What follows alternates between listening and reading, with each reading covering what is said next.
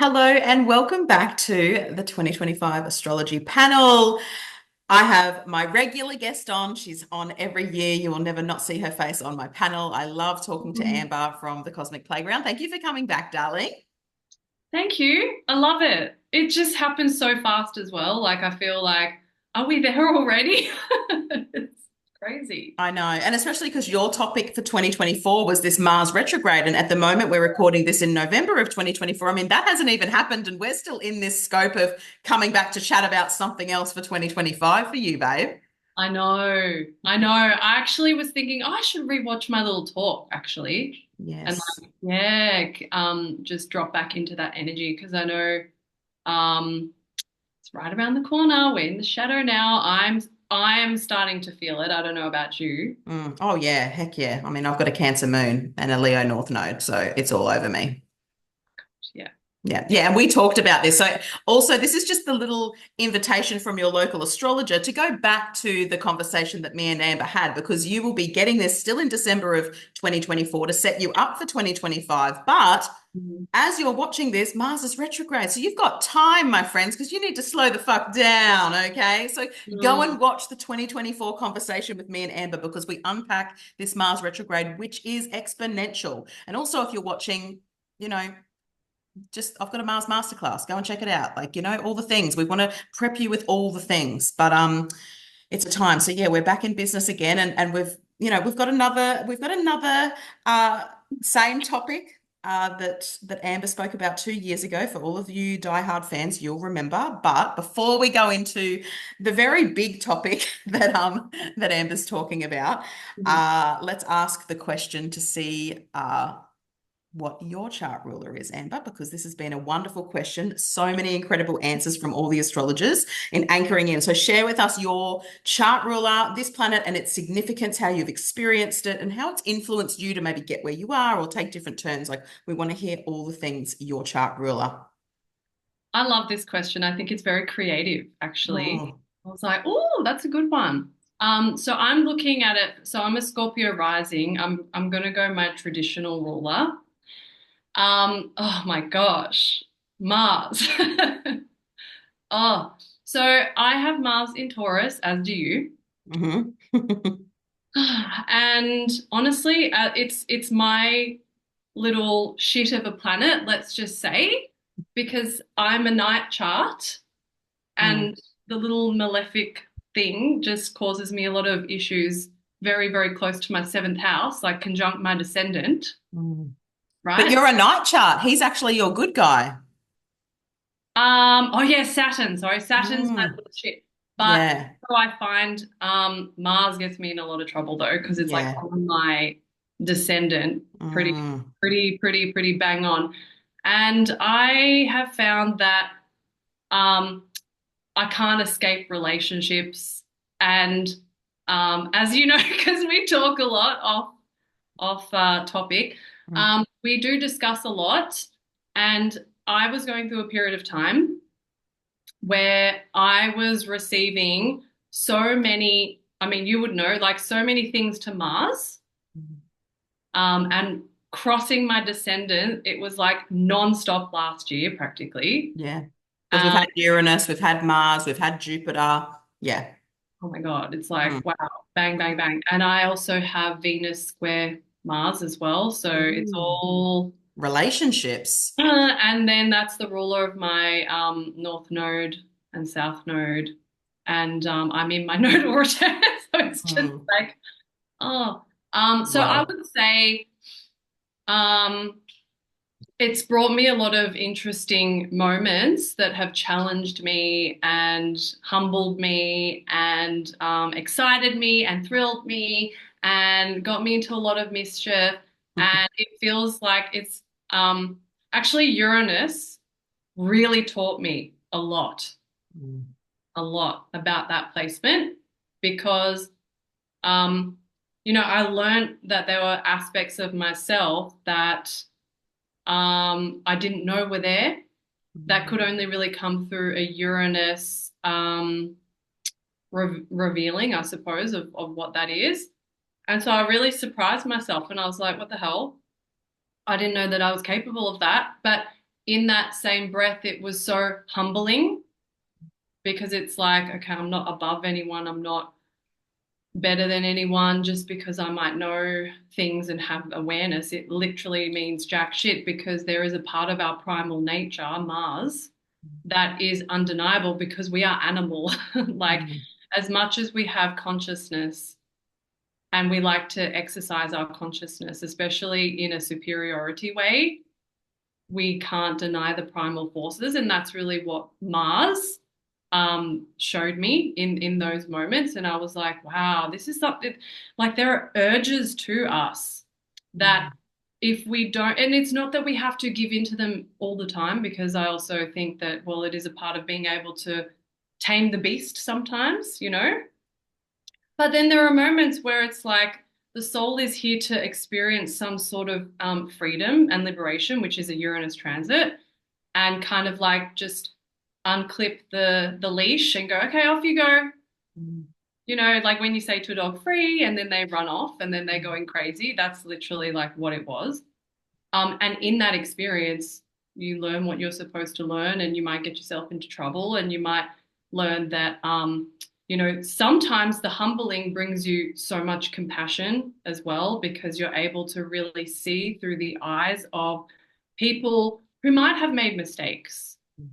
That doesn't mean they're bad people. It just means that they're humans and they are living out their emotions, their feelings, their needs, their desires. And sometimes they get the better of us, and that's okay too.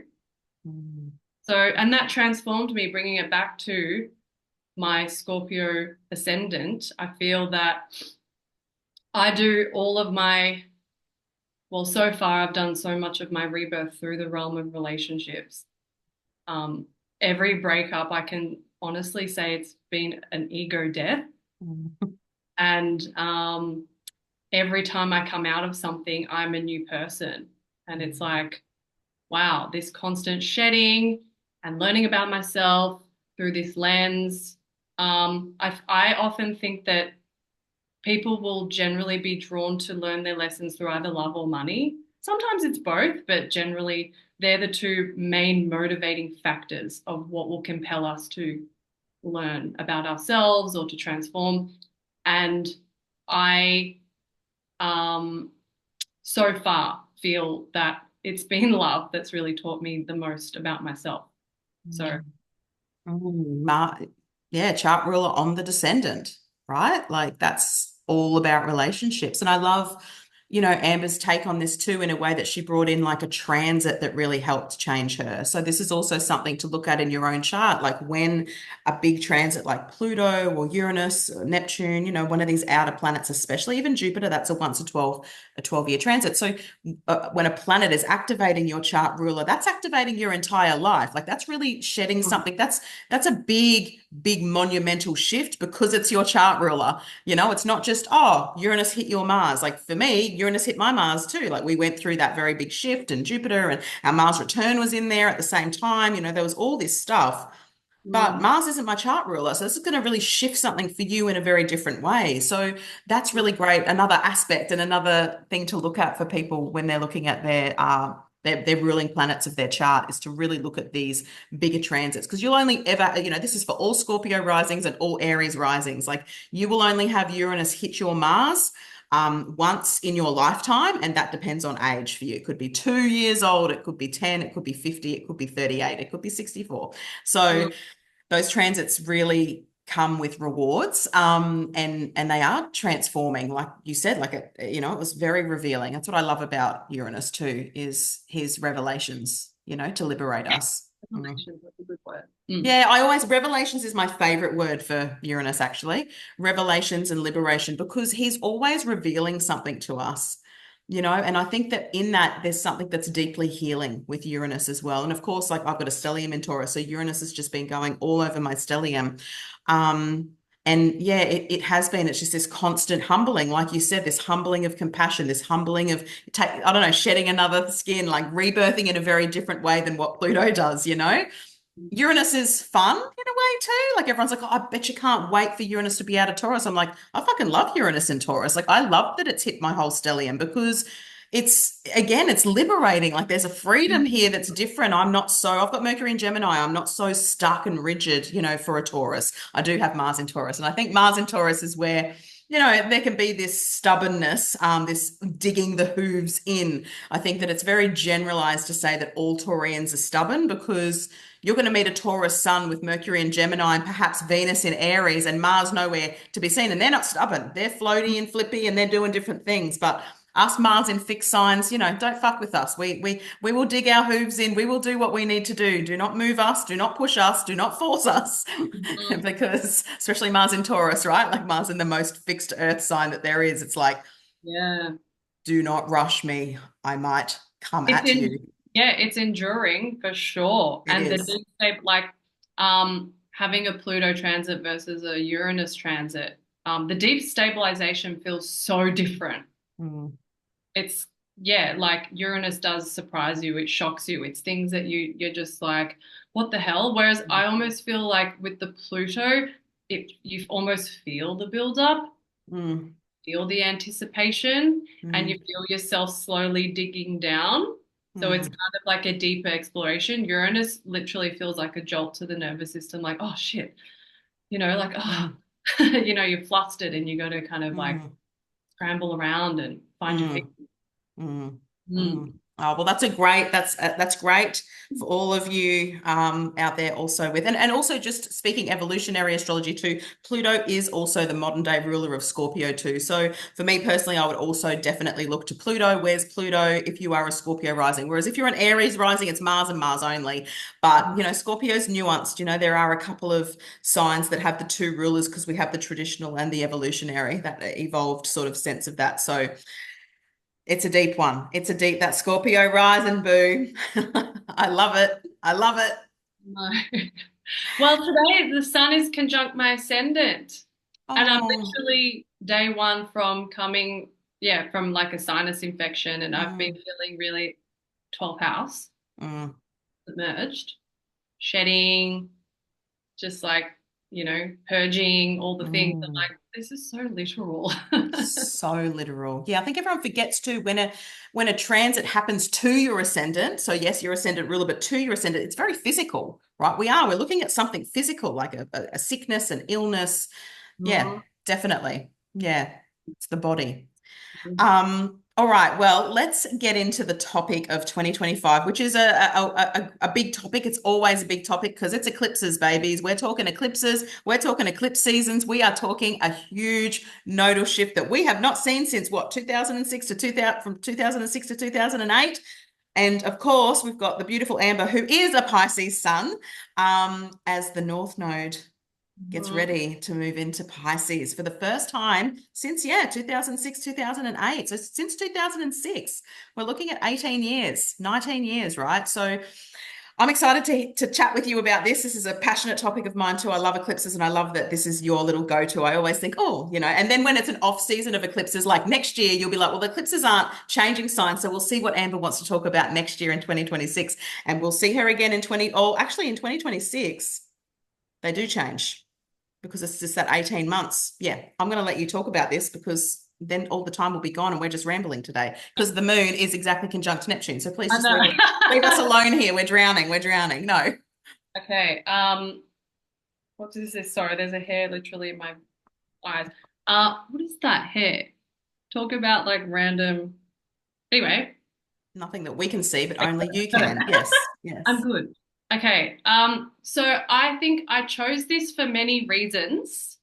Not only I'm a Pisces, so intrinsically drawn to all the Pisces stuff that's happening next year. Like, whoa. Um, but also because my sun has this nodal axis reverse. So I have observed this and I'm telling you, I ponder on it all the time. And um, and that this is what has drawn me. Like this in his chart is what is drawing me. I've always had a fascination to medical astrology. Mhm. Before I got pregnant and had Jasper, I was always like curious about it, but didn't dive into it. But having a child with this axis reversed has made me want to go down the rabbit hole and be like, what is this? Because this is very interesting. It's something that is, when we're looking at Virgo and Pisces, it's the material and the non-material. It is the magic and the mystical versus the known and the rational and the linear. So it's a very interesting access to watch play out, to talk to clients and listen to their stories and just notice the common themes. And you're like, that's so interesting. And even when I speak to clients who have this axis in their charts, I see it mirrored like in my chart. So I can really feel energetically the themes. And I'm not going to say it's,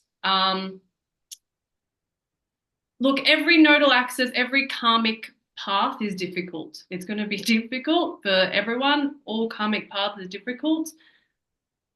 I feel that the struggle with this axis is literally like being here on Earth, being in a body, being here on Earth, trying to merge the two. Because when we're thinking about the differences, we're thinking about how do we be a mystical fairy unicorn in this like very linear Saturnian 9 to 5 matrix reality. It's tricky. I mean, for those that have very conflicting belief systems of what is possible and what is real. And we've almost gotten a taste, well, we have gotten a taste of what it feels like to be swimming in Pisces waters with Saturn and Neptune. The North Node is like giving something a microphone. So it's turning everything up a notch in this part of the chart. So look to where Pisces and Virgo is in the chart. What axis, what houses?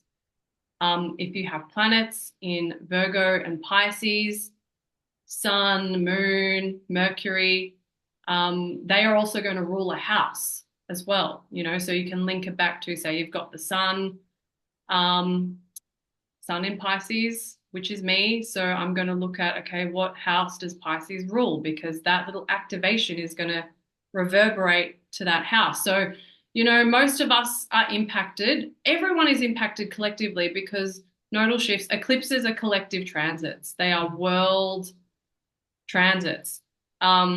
I think when I spoke about the shift in Aries and Libra, it was, I spoke about war and conflict, and we see how that plays out and has been playing out very loudly.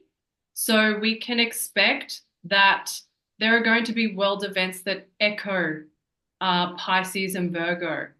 And before I kind of touch on that, I'll just give dates first for everyone who's interested, just to kind of get that in their minds of when this is all happening. And this is an 18.5 year cycle. So all nodes come back and repeat, and they're almost like threads in time. So you're connecting the dots. So you might want to look back to 2006, 2008. And before that, you might want to look back to 87, 89. And that's going to, so these are that's going to be the nodal return. And then before that, you might want to look back to 69, 70 era. And I'll talk about that era in a moment, but have a look at the threads. What were the general themes? Can you see patterns in the houses? Do you have those like just try and, you know, you've got to be a detective when it comes to astrology and learning about how this applies to your chart. Now, I know sometimes it's hard to cast your memory back, but because, you know, this is before we could document everything on our phones. Much easier now. But, you know, just think back to the ages of what you were then. What was going on? What was happening in the world? Where was I living? Who was I dating? What were the difficult moments? And also what was happening in your family, you know, because if you were a child, you can just remember, like, did we move then? Did mum and dad break up then? Like, what was going on for them? You know, I think, was some, yeah, did the dynamic change? yeah. Was there a passing or, or Mm, events like that? absolutely. Tying in the themes, 100%. So we've got the nodes entering Jan 12. So it's literally around the corner. And So they would, that's just, I just want to say that that node that Amber's using is true. And I use mean, which is the 29th, just so that we've got both dates. yeah. And then remaining until July 26, 2026. So we've got that whole period of time to really ground into what the karmic lessons of this nodal axis is going to be. We've got a series of eclipses within, 2025. We had a glimpse, we had a little foreshadowing. If we cast our minds back to September 18, it was a 25-degree Pisces lunar eclipse. Now, this was while the nodes were still in Aries and Libra. So it was a foreshadowing, but there was still something there to pay attention to. I certainly noticed a lot of people were ill, like a Mm. lot of people were sick. I was like, this is crazy. People losing their voice. There was like a throat thing going around, people feeling run down. So this is happening in the body. And this is why I think that this is an axis where it can feel difficult to be here, Mm. because and why might that be? Well, so many reasons. I guess you can look at past lives, but you can also just look at simply your relationship to your body, your relationship to safety, your relationship to food and nourishment. So many reasons to why you might feel like this meat suit feels weird, or like, what is this life? Questioning. It's interesting because Virgo Pisces as an axis, it is found in the charts of a lot of creatives, musicians, artists, and intellects, actually. A lot of highly intellectually gifted people have Virgo and Pisces, North Node and South Node. Something that I always want to say too about Pisces is fashion. Pisces and Virgo and their fashion. Like, just look at this woman in front of us, right? Like, I have nothing in Pisces and Virgo. Like, and you can tell I am constantly disheveled because Venus is conjunct my Medusa, my Algol star. I have no sense of style. Oh, I really don't, darling. I don't. I live in gym clothes. Like, I seriously don't. I'll dress up when I have to. But I look to these, people that are always like, there's just style. And, my husband's got Venus in Aquarius and he is like a style master. But you've got this, you've got the Piscean thing that I see a lot. So everyone often goes, oh, Aquarians, they're so this. But often they've got Venus in Pisces, right? Like, so an Aquarius sun with Venus in Pisces, amazing style. The style, and even Virgos, every single Virgo I know. How do you always look so amazing? Why are you put together like that? Why does things yeah. match? How can you look like that? If you put Yes. that on me, I'd look like a fuckwit. I don't look like a fuckwit. You don't look like a fuckwit. I look like a fuckwit. So I always think the big fashion thing with Virgo and Pisces. I love it. I love looking at it and admiring it. I want to just talk about the F1 driver, Hamilton. He is Mercedes driver, the most stylish. He wears earrings and gold chains and stuff. I'm like, oh my God. And of course he's got like, just, I think it's Venus and Mars or something in Pisces. He's not a Pisces sun, but he's got that, again, that Pisces influence. So there's a lot of this sort of fashiony. Yeah, I love it. The style. Every time I look at you when you're dressed and you got your nails, and just every time I'm just like, how does she always look so good? Like, she always looks amazing. Well, the element of that would definitely be the perfection. Yeah, true. The Virgo South Node. If you have this in your natal chart, you'll be going, oh my God, I feel seen right now. This inability to fuck up or make a mistake, that can definitely be an issue, if Mm. we're thinking about that South Node. But then when, like you said, being put together, that's like a mission for a Virgo, isn't it? It's like I have to be put together at all times. I can't, like show any sense of imperfection. Yeah, it's really interesting. But I see that, yeah, I get that whole fashion thing. I think I'm thinking of a lot of Virgos who are style on point. So I admire that too. Um, so when we're thinking about the nodes, just a recap, North Node, we're thinking excess, we're thinking extrovert a lot, amplified, it's very worldly, it's forward, it's progress. When we're thinking South Node, it's deep, it's introvert, it's spiritual, it's back, past, return, so it's like turning the volume up and then maybe softening the volume. So in this way, you've got two polarities that sit opposite each other, and the nodes are really like forces that amplify. So in this, it's like you've got literally excess, depletion, and within that, there is some amplification of this conflicting dichotomy. And so that's where we have this outwardly, it happens in world event. We see this very loudly. We see the difference. We see the science versus the spirituality. It's very loud, these two massive conflicting forces.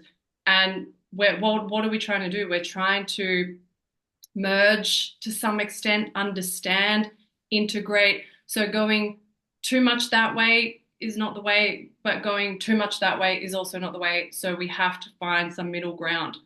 And that's not always easy. Generally, it's not easy. And we see that play out in the world. And I'll give a few examples and things like that as we get there. But another key that we can see with this loudness that the nodes kind of bring up and out is obsession, compulsion, addiction. And we're looking at Virgo and Pisces, so that's going to be extra. So they exaggerate, they stretch, they polarize the differences, and in doing so, they destabilize. And this is when the eclipses come into play. It's like shaking shit up, increasing the destabilization, forwarding motion, going back in time as well. So you get this weird influx of like time feels very weird and warped. And if you're not grounded and you don't have a sense of up and down, well, then, yeah, you're going to feel the effects in your body. And I really do feel that this nodal axis is very, very strongly tied to illness. And I don't say that to scare, because that's a part of being here on Earth. We have to acknowledge the fact that we're living organisms and we are susceptible to infiltration from external bacteria and viruses. We got to take that seriously. But what way do we take that? Do we go into the science, and do we go into overdosing with like vaccines and medicine? Or do we just do the complete spiritual hippie route and like avoid everything and just get our feet in the dirt? And, I'm not saying, I will never say which way to go, because it's up to everyone and their individual choices and what they feel good in doing with themselves. But I do believe there should be some middle ground there, because we have to understand that, yes, we are natural beings, but we're living in a modern day society with these new technologies. Like, look at radiation and 5G. And that's not something that our ancestors had to deal with. And our bodies are going to have to really deal with that now. So to some extent, we're going to have to step up our defenses. And so boundaries comes into it as well. Going to have to learn about boundaries. So it's like, I feel there's a big lesson to really, and what I notice with my son and what I try and teach him is to listen to his body, and his intuition and what his body is saying to him. And the issue that I notice is that especially with Pluto in Aquarius, pretty much, and a lot of the air coming in that's going to take us out of our bodies, into distraction on a screen. I can see him missing a lot of cues in his body sometimes if he's staring at a device. And I have to say, have you drank water? Like, can you drink water? And, even remind him to go to the bathroom. Because you don't realize you actually leave your body and you disconnect and you go into this other matrix of technology that you forget what's going on here. And I don't know if you know that, you probably all know that feeling of when you've been on your phone too much, you literally feel like brain rotted and you're like so wired. Um, so I feel that, you know, the way that we're going to be more open and susceptible and very easily influenced to kind of leave our bodies and leave ourselves open for things if we're not mindful and if we're not remaining um, within, connection to the body. Do you want to That say is an anything? amazing point, Amber. Like I've just written that down because I'm just like, wow, that missing the body cues because you're so involved in tech, absolutely.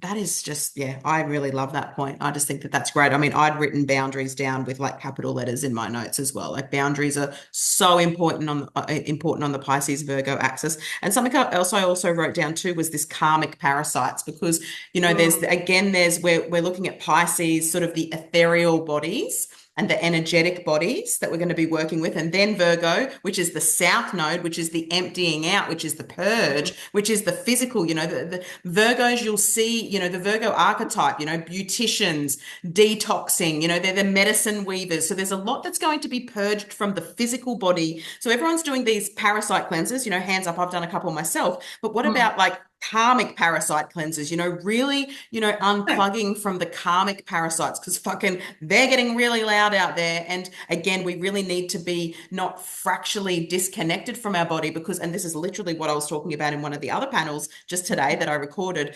Again, especially with Uranus moving into Gemini too, we're coming out of the physical vessel into the Mm. head, into the cerebral energy. And again, we've got exactly what you said. And I'm just like, wow, that is just so accurate, that is such a great point, Amber. That missing the body cues. Yeah, I mean, and it is something I Mm. see. We see it in children, unfortunately. Absolutely. Yeah, it's so devastating, but at the same time, again, it's like the world is shifting. Mm. We do have to swim with the tide We and do. learn to bolster ourselves instead of like going against it. No, I'm, denying that and like, no, my child isn't allowed to watch da da da. Um, Mm. again, I'm never going to tell anyone how to parent, but it's like we got to give kids the tools to exist and cope in these times because far out, it's like happening so fast. And this is their world at the end of the day. Like this is their world, like this is actually going to Totally. be normal for them. So if Yeah. we take that off them, it's not about taking that off them. It is about having good, healthy boundaries and relationships as well with your children too. But yeah, Mm. great point. Mm. Great point. So this, I think this bridge between science and spirituality is huge and something to think about. Yeah. And interesting that people who had North Node in Pisces, it is the sign of the mystic. Think Edgar Casey, Nostradamus, John Edwards. They have this ability to tune into the mystical, and a lot of their teachings are so still prevalent and still relevant and still forward thinking, even to, it's being able to tap into something which is this energy. And gosh, imagine what it's going to feel like when Neptune and Saturn dancing around the North Node, and it's just going to be like, whoa, influx. In saying Mm, that, also just brace yourself for influx. We need to be very mindful, very mm, demure, very mm. mindful about how much we can handle, what we can take on. Also thinking about when it comes to boundaries, this is an empathic um, axis. Geez, like the people that have this empathic to their soul, the core of them. So a lot of healers, a lot of, like you mentioned before, working with all forms of medicine, Virgo and Pisces medicine. So this is where bridging the two really is the key. It's not about holding them separate, but merging the two worlds. But so being so deeply empathic and open, that's not going to be how we heal. So I feel like there's going to be some interesting things with boundaries and borders um, and boundary lines in the world, in countries, but also thinking about our auric and our physical boundaries and borders, not sealing them to be so rigid that we're shut off, but learning. I think some people don't even understand that they exist. And so Mm. thinking about illness, how do things infiltrate and come in? Well, this is something that my son has taught me. He's so open. I'm like, can you please just like bring your aura in? You're way too out. I mean, he's young, he doesn't know about this, but I can literally feel he's so open. He merges with other people's pain bodies, and that's Mm. why he gets sick. It's because he's taking on everything from everyone. Maybe in a past life, from an evolutionary perspective, he was that type of healer. I don't know, but I need to teach him how to survive in this world where there is a lot going on. Things mutate, things spread very fast and very rapidly. And again, I notice with him, he's always the one that catches things, always. Mm. So immune system. That south node too, like if your natal south node's in Pisces too, it's actually learning that you don't have to give all your energy away or take that on, right? So he has to learn the Virgo way. He has to learn to be more discerning with his energy, which of course he is only little, but and that Yeah. will come, and he's lucky he's got you as a mum, right? Yes. Mm. Yeah. But Mm. definitely just I do notice energetic practices help him. Yeah, And so nice. being able to use the tools, people, like use the tools, you do your energetic boundary work, clean your aura, use homeopathics and aura sprays and things like that. It's not woo woo. Like, I feel like we can't. I don't even want to have to justify the magical practices because honestly, Mm. like at this stage, everything is so sensitive. If we Mm. think about how our world and our earth is evolving and ascending, um, and a lot more of us is coming online and awakening. What do we think that means? It's less density. Things are more etheric. Energy is currency. Mm. So we got to talk on that level. We got to learn to speak that language. It's not just about what's happening in the 3D density. No, it's like what happens before you enter a room, what happens before you turn on your phone and you go into that realm. Like, how are you protecting yourself and sealing yourself before you enter these spaces? I think this is where the intuition comes in. And, you know, intuitively tuning in and listening to, like, how does that feel for me? Do I want to be doing that with my body? Do I want to be putting that in my body? Do I want to be opening myself up for that just because there's a law or a regulation or something that says I can't do that? Just really starting to tune in. I think that we just underestimate our intuition, and it is the time where um, that's being turned up, and so we're going to have to listen deeply. Mm. Mm. Um, I love that you talked about, not justifying mystical practices. I mean, to even call it woo woo is weird to me. I mean, I've never called it that because it's just been my normal reality, but no more justifying mystical practices, like I think, you've got famous people singing about crystals and full moons and new moons and, it's cool now, but really it's not a trend. It just is actually a natural way of showing up in the environment with nature, with quantum reality, with magic. And something else I wrote when you were talking about that, about, your aura and stuff and being able to be discerning, which is a very strong thing that we're going to need with this axis, is spiritual intelligence, like really having spiritual intelligence within this axis as well, for sure. yeah, Mm. 100%.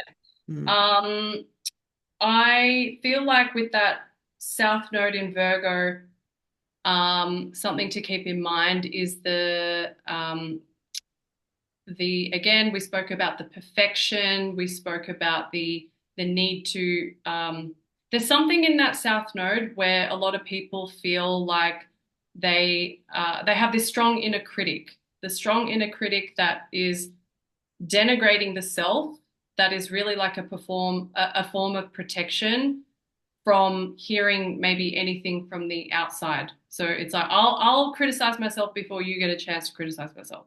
I'll stop myself from doing it before, you might say that's not a good idea. It's like this, the Virgo self-humiliation that comes in can be very strong, especially if you've got those Virgo placements in your chart. So it's just something to be aware about if you have this tendency, this Virgo tendency to overly criticize yourself. This is where the South Node can pull you back into past patterns. It can bring you back instead of helping you move forward. It's a really hard one to really watch in certain people because it's like I can say to you, you're great, but if you don't believe that in your own mind, that's something that we all have to learn to master. The Mercury ruling the South Node and the mind and the chatter and the voices and listening too much to the outside before you tune in and listen to yourself. Yeah.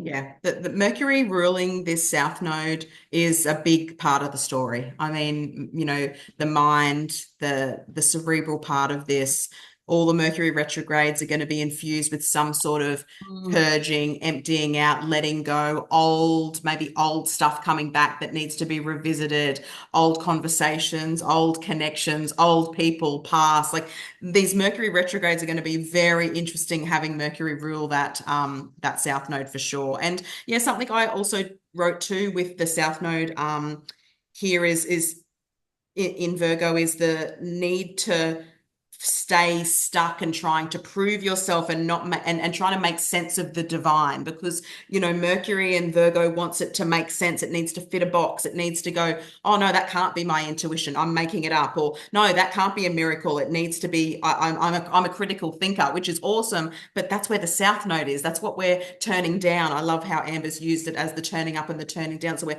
actually turning down the obsession with the body. Everyone's into life hacking with all of these physical skills, but what about astrology as a life hack? What about knowing yourself as a life hack? What about laying on the motherfucking grass and looking at the clouds as a life hack? No one wants to do that because they're not being productive, because they're not on a cleanse, because they're not detoxing, because they're not running marathons. And I get it. We do want to nourish our bodies and nurture our bodies, because the disease part of this, absolutely, like this is illness, this is depletion, this is all things. The South Node in Virgo rules the intestines and the anus, and all this sort of stuff is going to be happening. The North Node is the feet, the lymphatic system, being fluidy. So we're going to be working with these very physical symptoms, as with all, of course, with all axes we are. But Virgo is a health axis. It's a health. It is about health a lot. So it's that balance again. It's not going, well, I'm not going to work out and not look after my body because I'm going to meditate all day. Like Amber has said, like it's about the merging and the understanding that we don't have to just be black or white. Like we don't have to be completely disheveled and unorganized Pisces, or just so critical and I'll do everything myself because no one can do it right. Picture, perfectionist Virgo. So and that comes in with the neurosis or the worry or the anxiety that is natural. If you know anyone with a Virgo moon, they often chew their nails, and that's not because, it's just this natural tendency to do that. My youngest daughter has a moon in Virgo, and it's, yeah, so we're looking after our bodies, but we're also, again, when it comes to the energetics of it, trying to stop trusting more is what I want to say. Trusting more and trying to analyze or defend or justify less.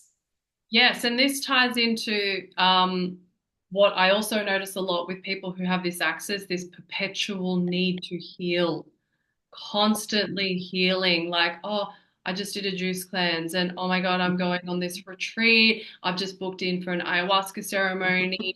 It's this nonstop, oh, I've signed up for this course, and then I Yeah. sign up for this course, and they're never done with the courses and the retreat Mm.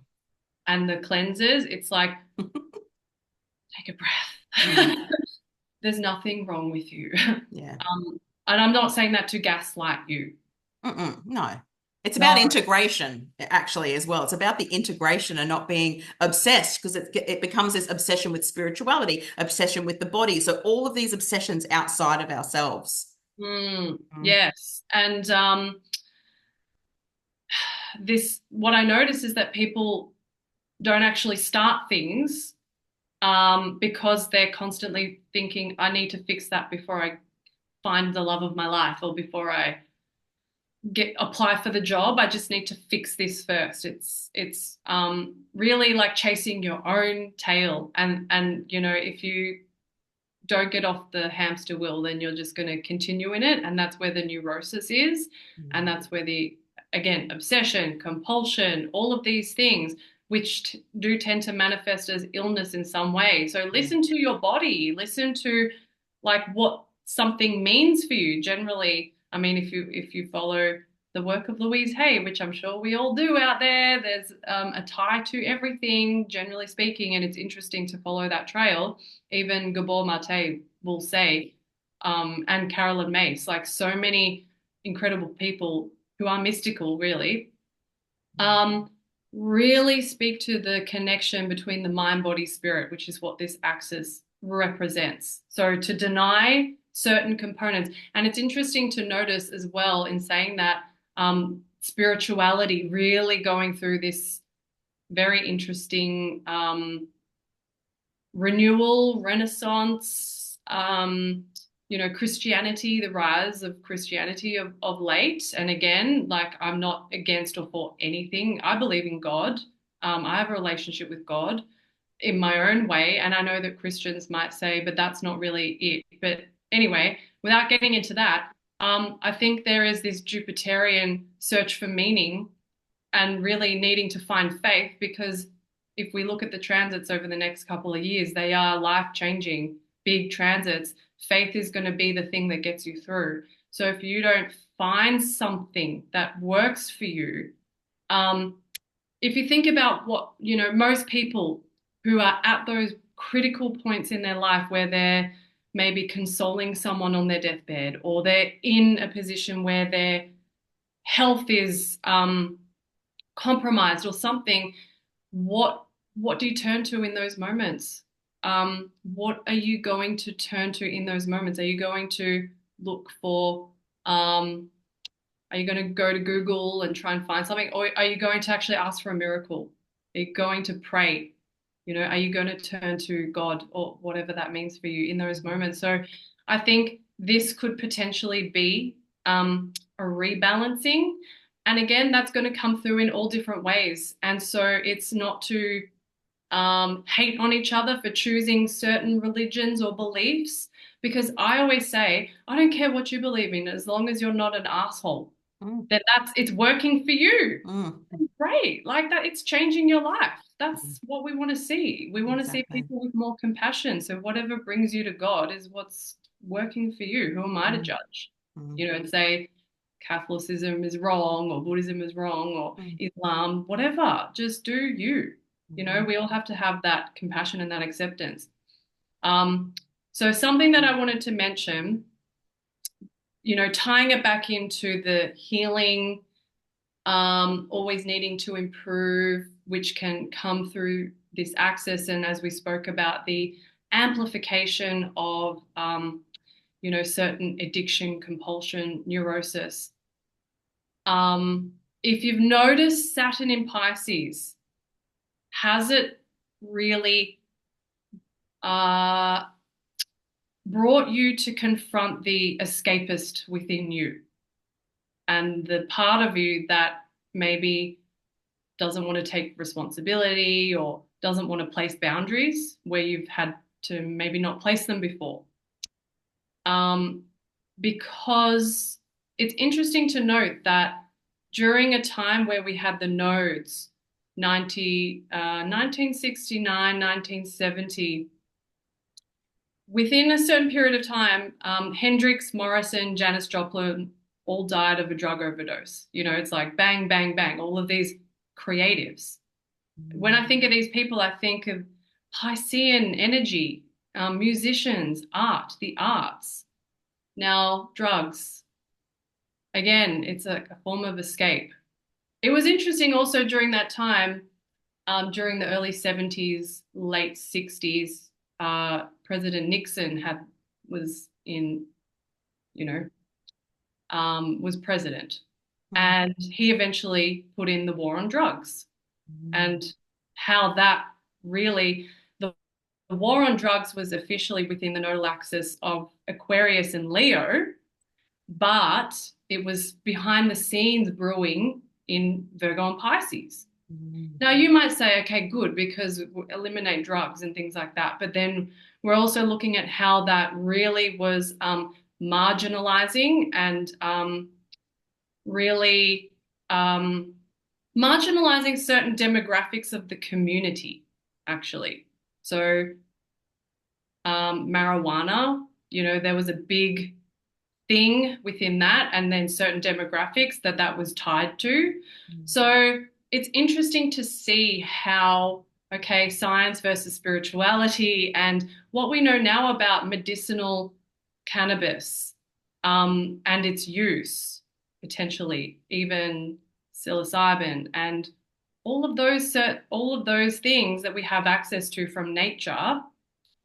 um, we might see that shift and change. Now, again, I'm not politically for anything. I am an observer, and it's interesting to see, how President Trump is going to go about things. But I understand that he is very much aligned with Robert, is it RFK Jr.? Mm-hmm. Mm-hmm.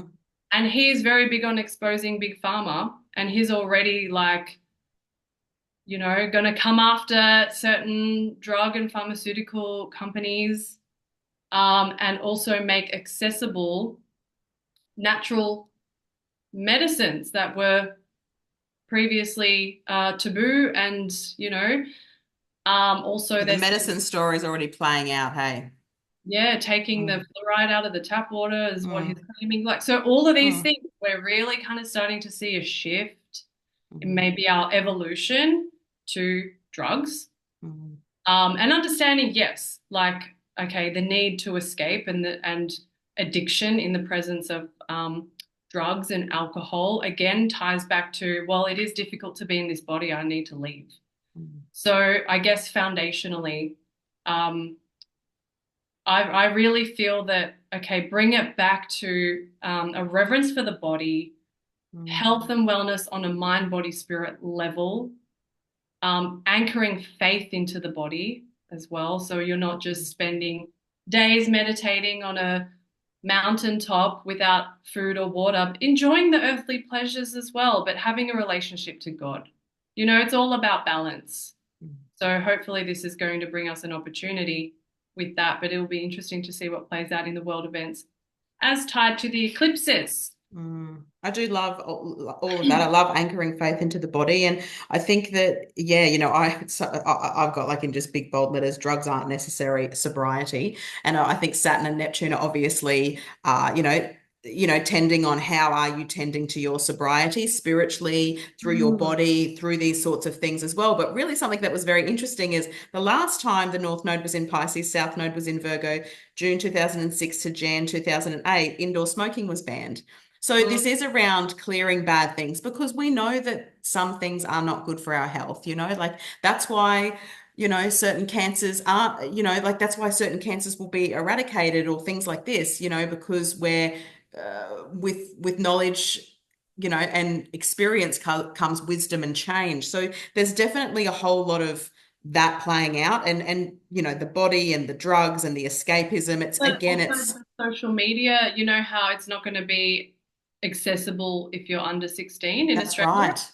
For Yeah. mental health, right? So Yeah. again, we're really teetering on these things which are important, and we do have to tend to that escapism tendencies or Mm. the addiction tendencies. I mean, the fact that if you can't find God by being sober and laying on the ground and looking at the clouds, you're avoiding being a human. So you're human bypassing. And it's the same with people that do exactly that. What you said, sit in ceremony or meditation for 3 hours a day. You're avoiding life. And again, you're escaping something, whether you're escaping, through spiritual toxins or spiritual bypassing or human bypassing. And again, I think that both of these things are going to come up and be quite relevant in this axis for sure. Mm. Yeah. Yeah. I mean, I think that this axis is definitely the axis of the divine. I call it the Christ consciousness axis and the axis Mm. of God. I think that when we're looking at God, we're looking at, I mean, I think it's Joan of Arc who has the North Node in Pisces, and I've spoken about Joan of Arc on here as well because of all of this, Aries energy that's coming in as well. I just feel her presence. But yeah, I think that this whole axis is around serving. It's not around saving people, it's around the service. It's serve or suffer. And you know Mm. Pisces tends to, there can be suffering when it comes to Pisces as well, and but also transcendence and also enlightenment. There's something really magical about this, but it's also the beginning of a brand new 18 and a half year cycle. Like, I mean, the North Node's in Pisces, it's finished a whole cycle. It's starting again. I see it as that Aries, the end of the cycle if we're moving backwards. That's just how my mind's seeing it, right? So we're starting again. We're starting a big 18-year cycle with the eclipses again. And yeah, there's a lot in this. This is a deep one. It is. Mm, Really is. yeah, I mean, Aries and Libra has been huge for so many people because it's relational, right? Like people's relationships, marriages, self-identity, others. It's everywhere. You can't escape that. But this one's much more subtle and nuanced and deep and wide and spacious and transcendent. And it's Yeah. in the body, it's out of the body. Like it is. It's very different. Well, what brings people to a spiritual awakening? It's usually a dark night of the soul. And then when we look at what's coming over the next years, there'll be a lot of that. Yeah. And it's not something to be afraid of. Mm. It's not. And I know like it's easy to kind of I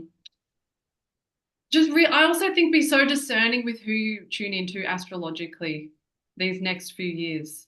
Please. Please. I'm with you. I mean, Please I'm avoid the TikTok astrologers. No offense. There are probably, look, that's a generalization. I feel that there are some really good, legit ones. mm, And I think that it's important for good, legit ones to be on TikTok to reach a different audience mm, and generation. But, it's just like astrology, as you know, um, it's hard to explain how to even, it's so much more than what you read in a book or Google. mm, It's a knowing. I mean, it's like it's our job to interpret a language, and that's always going to be subjective. We're trying to be as objective as possible, but we are to be able to like speak this language with any form of truth, it has to be directly from source. You know that. It's like if I don't get my information from God, then I can't tell you because I can't Google something and then just regurgitate what I read because mm, that's going through 50 different things. I need to get my information from God and what I'm noticing, observing, picking up on, looking at the charts, looking back in history, what's happening? What is the Earth going through? And we can all feel that the Earth is going through a major um, transformation.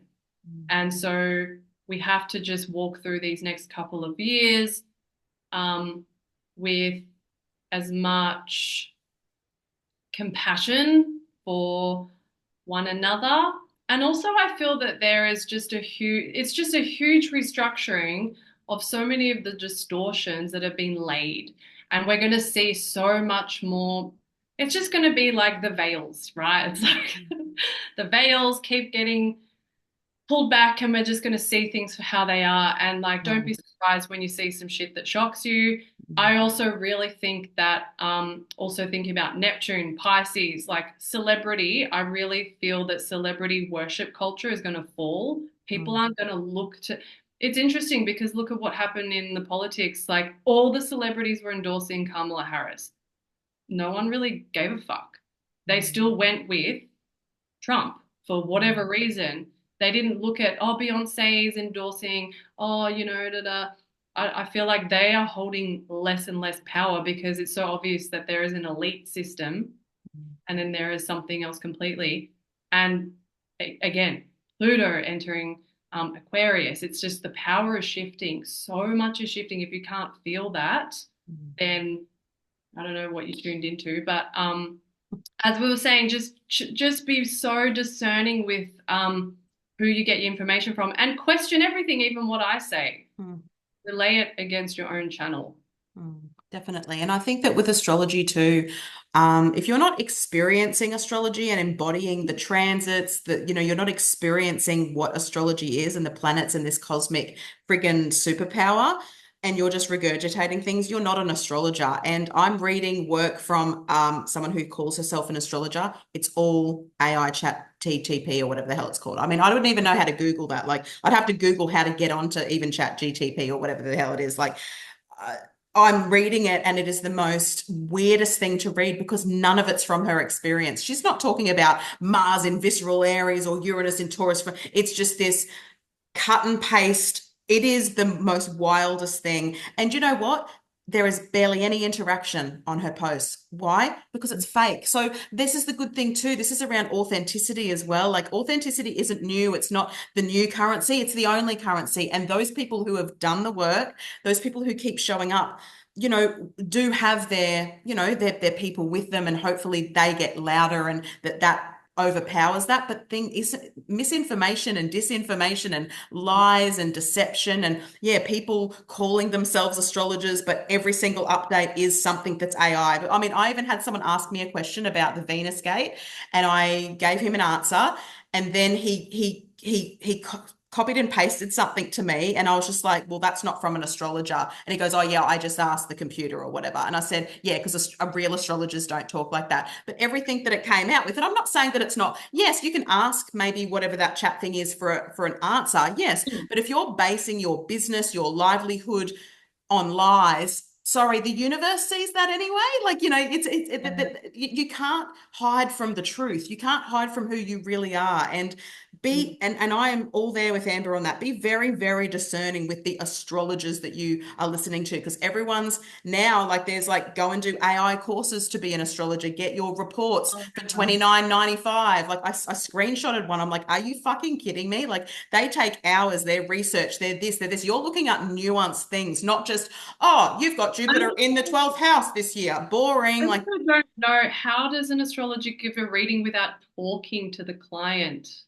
they don't, because it's not true and it's not I know, accurate, but right? where it's like, I'll print out your report or I'll give it to you. Oh, no. That's just someone telling you about yourself. That's not a dialogue. That's crazy to me. I've never operated like that, never understood how you can get a reading just like printed out. It's like, what the hell? That's Yeah.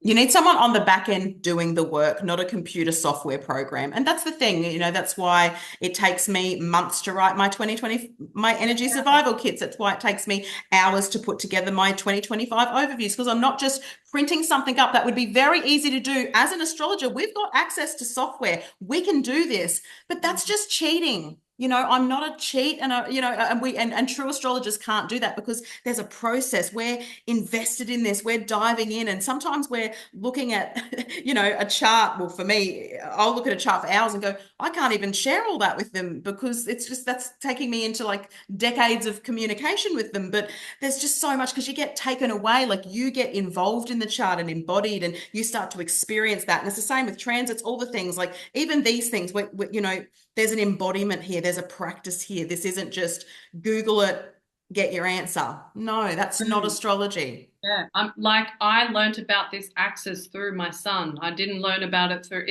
there's nothing in books that's telling me this thing that I'm watching in my child, like, and having the revelations of, oh my God, that's like, wow, that's so his South Node and all these things. I'm watching it every single day. And also, like you said, Chat GPT doesn't talk to God. Like, there's no interaction with the universe that Chat GPT, like, it's the inorganic. This is an organic craft. It's literally looking at cycles, nature. Mhm. So how can that be interpreted from a linear data? System data, yeah. And even like if it's picking up on cues from astrologers, which a lot of astrologers are saying, either way, like you're going to interpret through the lens of your chart and your Mercury, and I'm going to do it through mine. They don't even have a motherfucking Mercury because they're a computer. So they're not Yeah, even, there's nothing personable about it. And if you are switched on enough, and hopefully this is what the North Node in Pisces does too, is open us up to the truth, like we're talking about the yeah, veils coming off, and so that you're seeing spirituality for what it truly is, which is just normal life. Like it's not yeah. this It's thing not, that's to yeah, attain, it's not like the be all and end all. Smell a rose, that's fucking spiritual, right? Drink a cup of tea, spiritual. yeah. Go to the toilet, spiritual. Like it's all spiritual. Jesus, like hello, Virgo South Node, get on that fucking toilet. I can tell you what, you've got some shit to purge, my friends. But it's bringing everything back to, as sublime and ethereal as Pisces is, if you've been doing the work on yourself in the lead up, you can stay really exactly what you said, anchoring into your physical body, anchoring that faith, anchoring that enlightenment, anchoring that, because enlightenment is attainable for everyone. Chop water and carry wood. Trust me, you keep on doing Mhm. it. You keep on doing it. None of that changes. Yes. Um, yeah. It's a nodal axis that we could, I think, talk about for 3 more hours, Amber. It's such a deep one.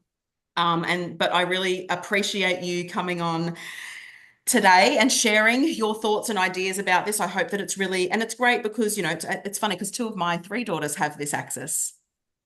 Oh, fun. Yeah, so my 18-year-old daughter has the North Node Pisces. She's about to have her nodal return, but then my eldest daughter, who's 26, has the same as your son, Mm, the South Node in Pisces. So they were born 9 years apart, right? So we've got this. It's very interesting to see how different they are too, and how they channel that. It's wild.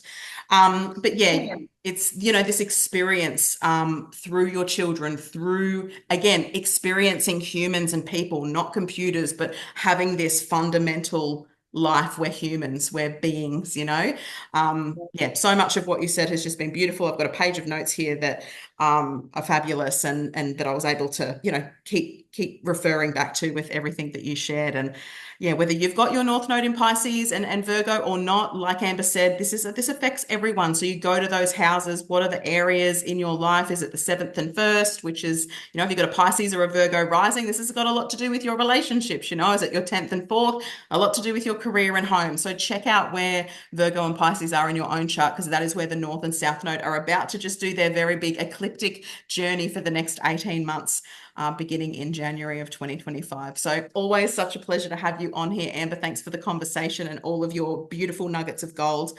I adore you and appreciate you. Thank you. That was fun. Thank you so much, everyone, for listening. And yeah, go and check Amber out. All of her deets will be in the comments, of course, in the notes. And journey well. And thank you so much for listening, everyone. Bye.